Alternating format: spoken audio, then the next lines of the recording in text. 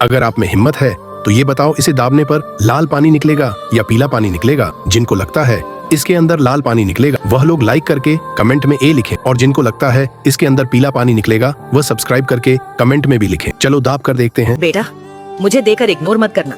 इस बार जो भी एग्जाम में पास होना चाहता है मैं पास कर दूंगी, मगर मेरा भी एक काम करना होगा।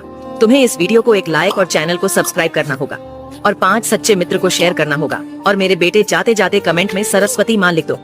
अरे यह तो पीला पानी था। जिसका जवाब सही है कमेंट जरूर करना।